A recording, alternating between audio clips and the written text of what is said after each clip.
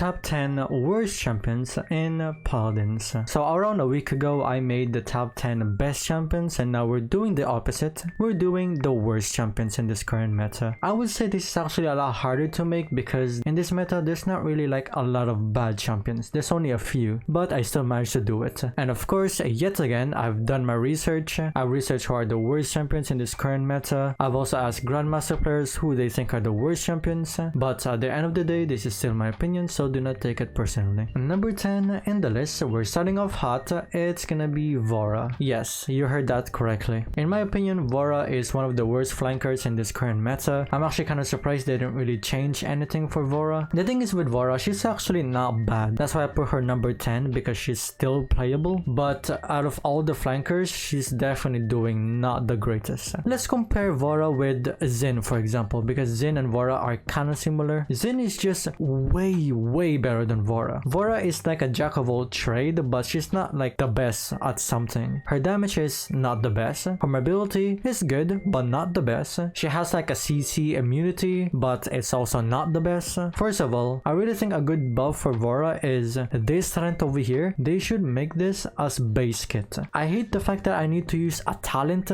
just so I have 2 mobilities. Why does 7 have so much mobility and you don't need a talent for it? Why does, I don't know, Vatu can dash 3 times and he can also ambush on people? She would actually be so much better if they do this. Second thing is her ultimate. Every time I play Vora, most of the time I just use my ult to negate damage because it's reducing my damage every time I ult. Her ult is just so bad. It got nerfed so many times. It's just not good anymore. Just a small buff would be excellent already. Just give her extra movement speed maybe in her ultimate, or maybe I can use my tendril while I'm ulting. Imagine I can ult and then I can like tendril in the high ground. But then again, she is still playable. That's why she is in the number 10, because she's not as bad as the other champions. So, but she's still one of the worst flankers, unfortunately. Number 9 in the list is gonna be Kessa. I feel like snipers in general are just not that good in this current meta, but at least Shrix can at least do a little bit better than Kessa. The thing is with Kessa, I just hate the fact that you cannot quickscope. You need to charge your weapon so you can do damage. Her mobility is definitely a lot better than Shrix, but her damage is just lacking for sure. I feel like a good buff for her is like reduce the time to like fully charge your attack, because it just takes so long. There's so many other damage out there that can just do a lot more damage than Kessa. But with Kessa, you're like doing 500 damage or something as a sniper. All of her talents are also kind of boring in my opinion. They're kind of underwhelming. She can only be really good if you know how to play her properly. But if you're just like a decent Kessa player, you would rather off just play someone else. But then again, she is just number 9, so there's still a lot worse champions than Kessa, but she still needs a buff for sure. Number 8 in the list is gonna be Willow. In my opinion, Willow is actually kind of underrated, at least for me. I actually thought she would be a little bit more better, but according to the Grandmaster players, she's just not doing good apparently. I thought she was gonna be good because the meta nowadays is a double tank, a double support. So you would think Willow would be good in that scenario, but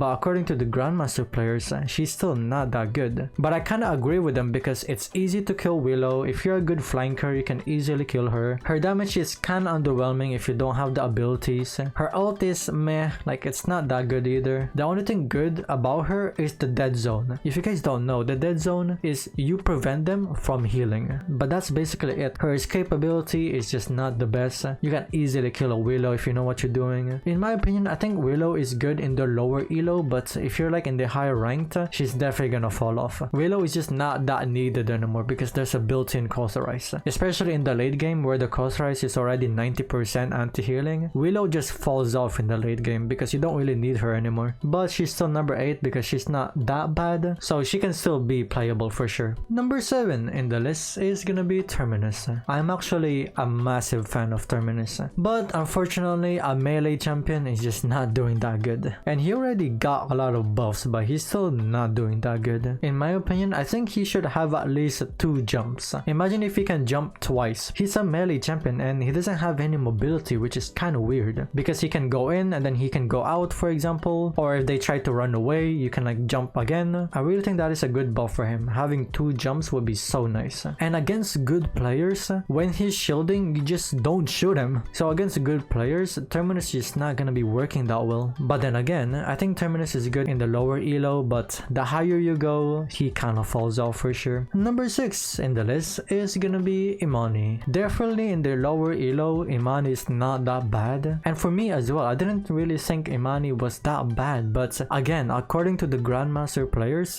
Imman is just not doing that good apparently. There's just way better damage out there, and her dragon, even though it seems really good, it's very easy to kill. And for those people who don't know, you can also buy Bulldozer, so you can kill the dragon a lot easier. And I think people are also having problems playing Imman because she's just so buggy. Apparently she has like so much bugs every time you play her, so you can't even play her properly. Not only she's easy to counter, she's just full of bugs. Her dragon is easy to counter, her escape is not really the best. I would say though, she is very fun to play, but that's basically it. She's fun to play, but she's not doing good in this current meta. Number 5 in the list is gonna be Yuros. Now starting from here, I feel like these champions are just not doing good. The problem with Yuros, it's just so easy to farm her. As soon as you see a Yuros, you can just go Bomb King, you can go Tyra, and you can easily kill a Yuros because they're just so massive and they're not moving. It's so easy to kill her, it's so easy to counter her, and there's just way better tanks out there. They also nerf her ultimate just way too much. Her ult is basically useless at this point. It's so easy to kill her. I feel like she's not even worth it to learn. There's just way better tanks out there. So yeah, sadly to say, Yuros is just not doing good in this current meta. Number 4 in the list is gonna be Moji. This is not really new, I'll be honest. Everyone is expecting Moji. Now in Moji's defense, in my opinion, in some maps, she can actually be really good. For example, Bright Marsh,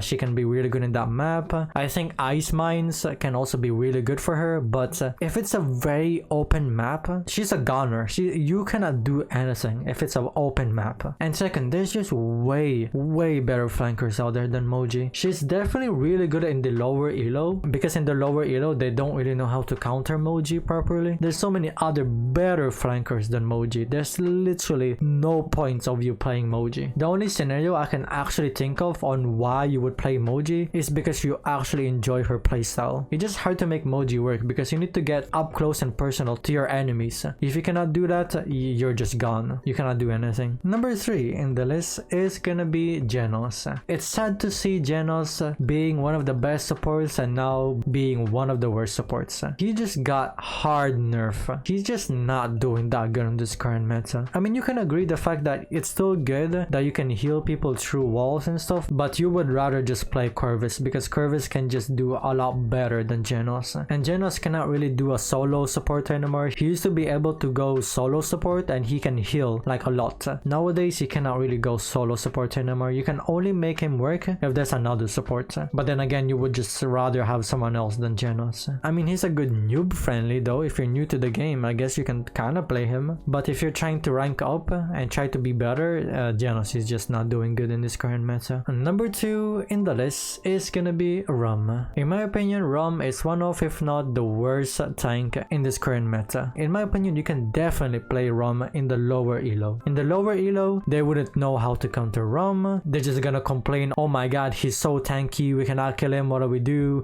We don't know how to counter him. But in the higher elo, unfortunately, he's just probably the easiest to counter. His damage is not really the best. His ultimate, you can easily counter with resilience, and you can just easily counter him with stuns. If you see a Rum, you just need to play someone with CC. Someone that can silence him, someone that can stun him, someone that can slow him. Not only you can just farm ultimate from him, you can just kill him so easily. As much as I actually like playing Rum because he's quite fun, but sad to say in the higher elo, he's just not doing good. And now, number 1 is gonna be Kazumi.